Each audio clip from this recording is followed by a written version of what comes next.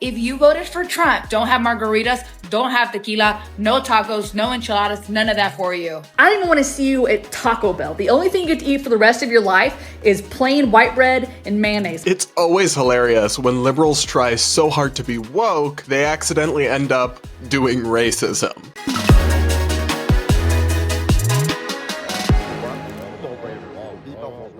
We're going to break down the kind of hysterical online backlash over Trump's immigration policies and so much more on today's episode of the Brad vs. Everyone podcast, my daily show where I take on the craziest ideas from across the internet, across our media, and across our politics, all from an independent perspective. Up first, like I mentioned, we've got to tackle the online fallout right now over some of Trump's immigration policies. He's been in office for a few days now.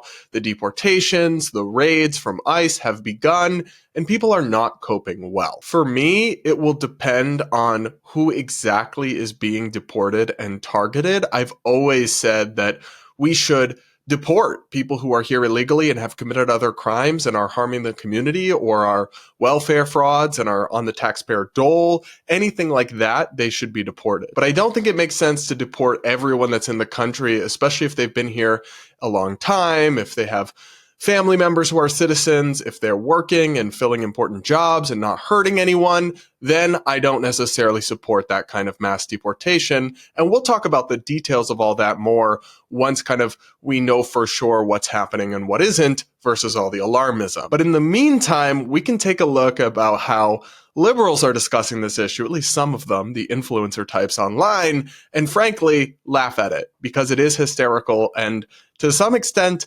accidentally kind of racist. Here's one liberal influencer's message to Trump supporters that's accidentally kind of racist. And let me make something absolutely clear, unless it wasn't already.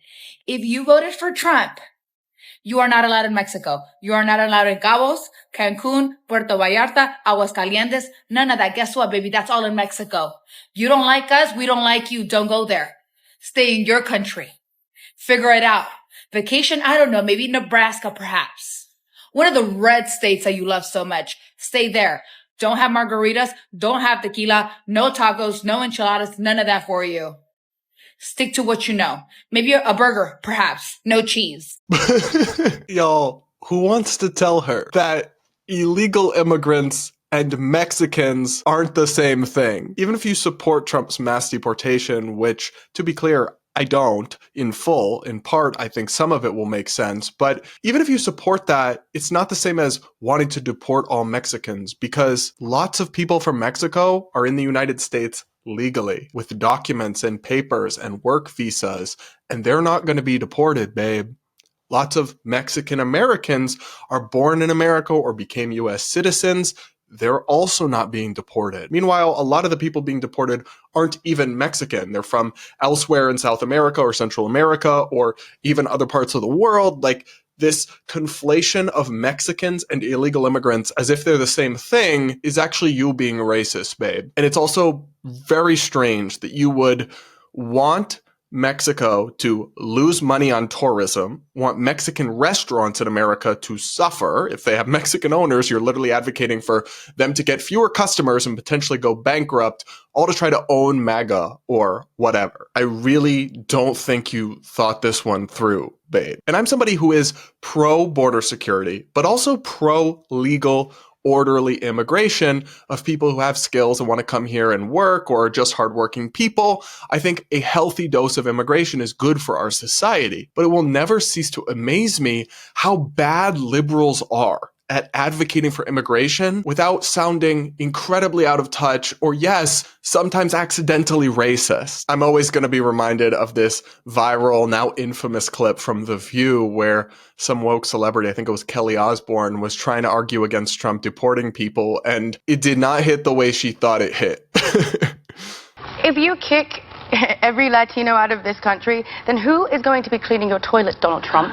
Oh, that's no. In the sense that no. I love how that has become like a TikTok sound. Like, no, in the sense that. And sometimes after I say something absurd to my boyfriend and he looks at me skeptically, I'll go, no, in the sense that. Now, there's actually so much more and so many more ridiculous takes coming out of the woke corners of the internet right now, and we're gonna go through them after a quick message from today's sponsor. I don't know about you guys, but I ate way too much over the holidays and gained a few extra pounds. But I'm getting my health back on track, and that's why I'm excited to share today's sponsor, Lumen, which is a great way to increase your energy levels, feel better, and lose weight. Lumen is a device that measures your metabolism through your breath, and on the app, it lets you know if you're burning fat or carbs, and even gives you tailored guidance to improve your nutrition, workouts, sleep, and even stress management. You can also breathe into it before and after workouts and meals, so you know exactly what's going on with your body in real time. And Lumen will give you tips to keep you on top of your health game. Your metabolism is your body's engine. It's how your body turns the food you eat into fuel that keeps you going. Mastering your metabolism will help you get your health back on track in 2025. So if you want to take the next step in improving your health, go to lumen.me/Brad to get 20% off your Lumen. That's lumen.me/Brad for 20% off your purchase. Check it out today. You'll be glad you did. Up next, this angry woke white woman is threatening Trump supporters. Listen, if I pull up to the Mexican restaurant and I see a truck, because let's face it, it's going to be a truck, with a Trump bumper sticker, you're getting keyed. I don't even want to see you at Taco Bell. The only thing you get to eat for the rest of your life is plain white bread and mayonnaise. And I know that you were going to eat a lot of that anyway, but that's all you deserve. You deserve nothing that tastes good for the rest of your life. She seems stable. Look, if you can't handle somebody disagreeing with you politically without committing crimes of vandalism and bragging about it on the internet, you might need to seek some help for that one, girl. And the thing is, I don't know that they seem to realize that you can be a Trump supporter and not hate Mexican people. You can want to deport illegal immigrants and not hate Hispanic people. In fact, and this is ironic, and this is something a lot of people in politics didn't see coming, the legal Hispanic community, U.S. citizens or immigrants who are Hispanic, are actually often very in favor of deportation and want a secure border. Just look at how Trump's support with Hispanics went up like crazy this last election. And yet y'all are saying anyone who supports Trump is so bad they shouldn't even be at a Mexican restaurant. Babe, for all you know, half the Mexicans that work there voted for Trump. Like, I really don't think these people understand how out of touch and cringeworthy these takes are. I'm going to show y'all another woke white lady just crashing out over this issue. They just come here illegally. The immigrants, I just want them to follow the law. Are you f***ing kidding me? Bitch, we are white. You see this pearly white f***ing skin right here? It's made in Europe. It's made in Europe, okay? Europe. Like, my people came here from Scotland, and I don't see ICE coming to get me anywhere. This is bullshit. None of us came here legally. We came here illegally and then made up the laws to kick everybody else out. If you have the audacity to be in this comment section and say, well, I just want them to come here legally, just say what you really mean. Just say that you don't like brown people. Honestly, just say that you don't like brown people. Be honest about it. Say that you are scared of brown people and you don't want them in your country. But making up all this bullshit of like, well, it's really just about paperwork. It's not about paperwork. You're lying. It's not about paperwork. And if you're in the comments here still saying, well, I just want them to come here, like, I'm just going to assume you're a bot. I just want to come here, like, shut the up. Girl, are you all right? Put down the crack pipe. You've had enough. I love how she is suggesting that all Americans are illegal immigrants or something. Like, no, most of us actually didn't come here illegally because we were born here. So we're citizens. And that's true for not just white people, but also black people, Hispanic people, Asian people, all sorts of different racial groups here were born in this country and are citizens.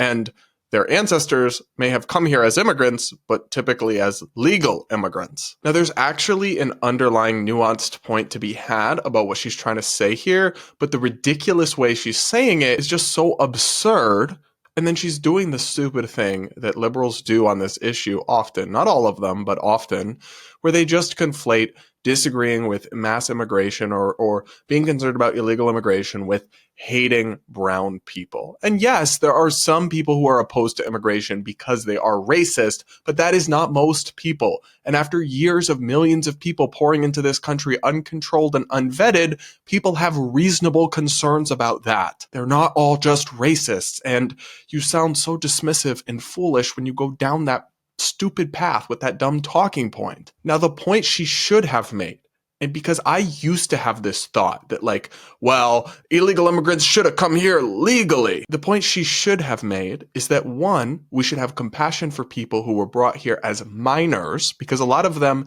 didn't choose to break the law. So for example, when we talk about the dreamers, these are people who maybe they were 11 and their parents brought them over the border illegally. Now they're 25. I don't think they should be deported for that. They didn't really choose to do anything wrong. They didn't choose to break the law. And secondly, it's actually very hard to come here legally. I'll put up a graph on screen from scholars at the Cato Institute that's a flow chart of how to immigrate to the US legally. It is a deeply broken and complicated and expensive system that is very difficult for people to navigate. So I just do have more sympathy for the people who came here illegally than, well, they should have just come here legally. If we had what we should have, which is a safe and orderly and sane system where people who are, not dangerous, don't have criminal records, to some amount of them can come here every year and work legally, then I would have more sympathy for that view. But when it's so broken and distorted the way that our system is and so difficult to navigate, I do have a little more sympathy for the people who came here illegally because some of them didn't really have much of an option of a way to do it legally. Now, I still think they should be deported if they've come here and harmed our society and our communities. But if they haven't, then we need to secure the border, stop the flow, but maybe have some compassion and nuance for some of the people that are here already. Again, on immigration, I'm a moderate. I'm not a hardcore conservative. I'm not on board with everything Trump is doing. But his unhinged liberal critics and progressive critics make it so easy for him because the criticisms and the pushback they do is so hysterical and silly that with enemies like this, who needs friends? They're doing PR for Trump every time they go viral with these nonsensical and hysterical takes. But what do you guys think? What are your thoughts on these videos and these arguments? And where do you fall on the immigration issue and Trump more broadly? Let me know in the comments below, and do hit that like button while you're at it. And make sure you're subscribed if you aren't yet. Now, we got to check in on our friends over at MSNBC because some of these journalists are losing it on live television. Here is MSNBC anchor Katie Fang describing Trump's rollback of DEI initiatives, diversity, equity, and inclusion, kind of, quotas and goals and identity politics run amok, that kind of stuff. Trump has rolled that back, and she went on a full monologue comparing this to segregation and putting Black people in cages. I'm not kidding. I'm not exaggerating. Take a listen for yourself. A merit-based country. Right. On his first day back in the Oval Office, Donald Trump signed an executive order ending what he called, quote, radical and wasteful diversity, equity, and inclusion programs in federal agencies.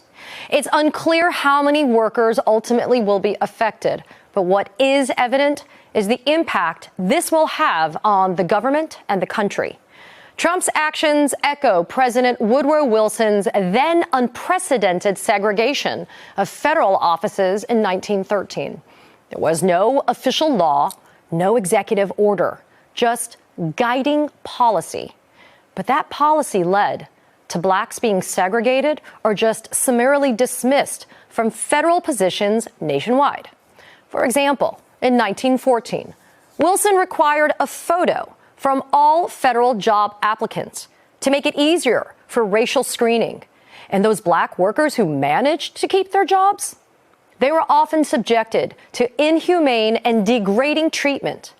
In an open letter to Wilson, W.E.B. Du Bois wrote, quote, "We are told that one colored clerk who could not actually be segregated on account of the nature of his work has consequently had a cage built around him to separate him from his white companions of many years." Take a second to let that sink in. A cage. Guys, let that sink in. A cage. Girl, your Delulu is showing. She actually just got up on one of America's largest cable news networks and did a whole segment comparing ending affinity groups and racial preferences for certain groups and a lot of this DEI stuff that wasn't even very prevalent in the federal government until it really exploded, at least under Biden, because one of the first things he did was come in, sign executive orders instructing federal agencies to implement and expand DEI initiatives. So to some extent, what Trump is doing is taking us back to how the federal government worked in like 2019. And she actually just compared this to resegregating the federal government and putting people in cages. That's not actually the same thing, babe.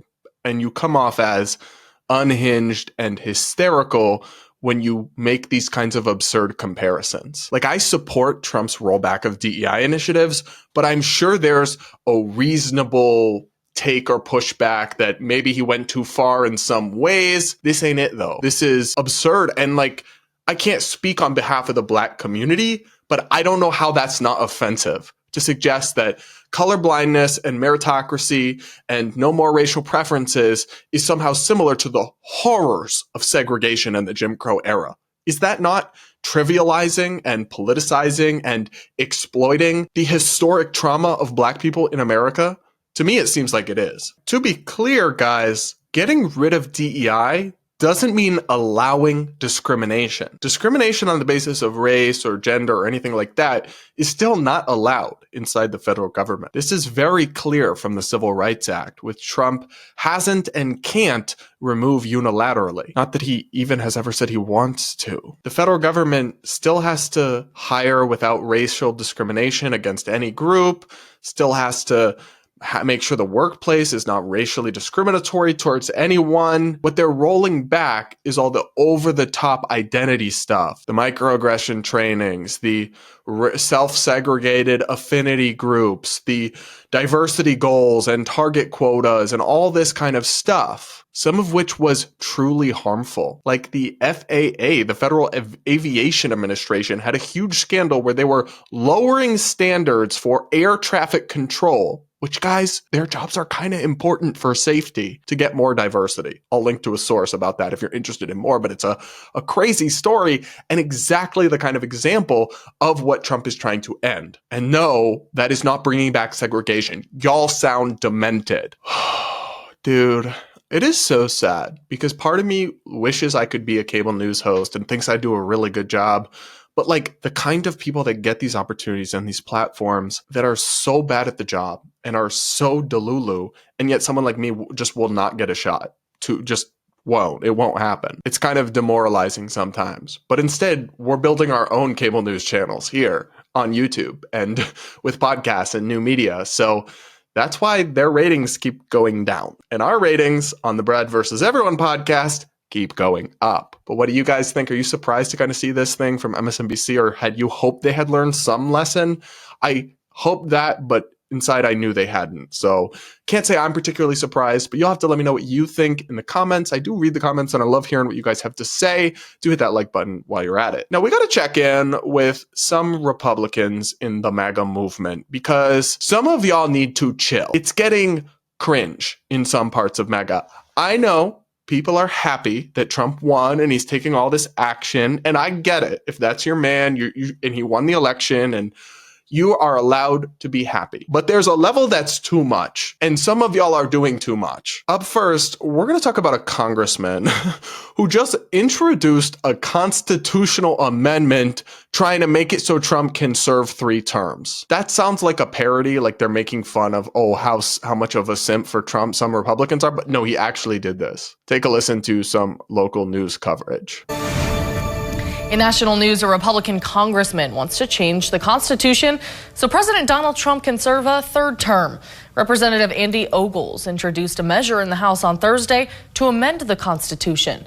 Now, the Constitution currently allows up to 2 terms. Ogles says the move would give Trump the time to accomplish his goal of, quote, restoring America to greatness.